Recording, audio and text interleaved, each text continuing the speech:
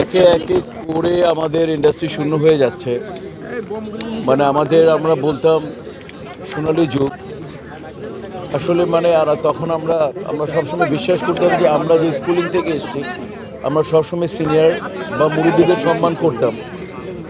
তো এই মুরব্বীদের মধ্যে আমাদের জীবনে যারা শ্রদ্ধেয় রাজ্জাক সাহেব থেকে আরম্ভ করে হাসান ইমাম সাহেব থেকে আরম্ভ করে আলমগীর ভাইয়া, সোহেলানা ভাইয়া, উজ্জ্বল ভাই, ফারুক ভাই, জসিম সাহেব এবং অবশ্যই প্রবীর মিত্র সাহেব, ওনার কাছ থেকে আমরা আমাদের প্রজন্ম যেই মানে সহনশীলতার শিক্ষা পেয়েছি, যেই ধৈর্যের শিক্ষা পেয়েছি, এখন তো আপনারা দেখেন যে শিল্পী বলতে আপনারা বোঝেন আমার থেকে ভালো যে শিল্পীর সংজ্ঞা কী হতে পারে। এখনকার আর আগের শিল্পীদের দেখবেন যে শিল্পী কাকে বলে। শিল্পী কেবলমাত্র তার ক্যারিয়ার দ্বারা, তার পারফরমেন্স দ্বারা কাজ করে খ্যাতি অর্জন করবে, এখানে শেষ না।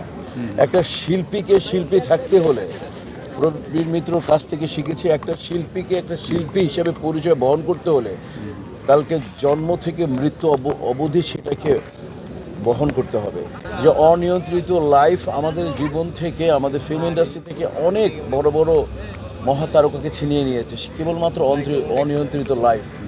এবং তখন আমি এক্সাম্পল দিই যে প্রবীর দা, আমার প্রবীর দা, আমাদের প্রবীর দা, আমাদের ইন্ডাস্ট্রি প্রবীর দা, আমাদের নবাব খ্যাত প্রবীর দা, যার ধৈর্য, যার লাইফ অফ স্টাইল যদি কেউ ফলো করে তাহলে আর কিছু লাগে না। আমরা স্কুলিং পেয়েছি তার কাছ থেকে এবং ওনার মতো লোকও চলে গেছে।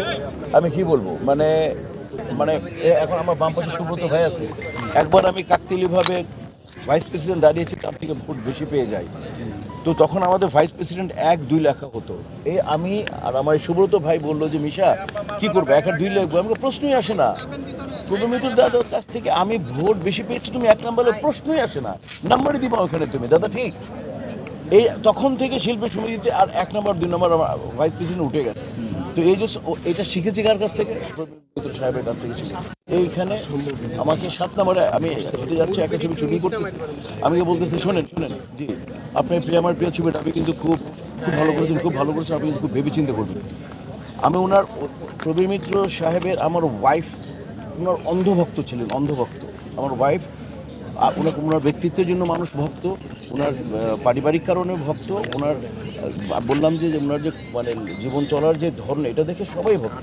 এবং রাজ্জাক সাহেব থেকে আরম্ভ করে আমাদের যে ধরি, আজকে যদি আমাদের নীরবের কথাও বলি, সবচেয়ে ছোট এবং বড়, প্রত্যেকেই দাদাকে ভালোবাসে।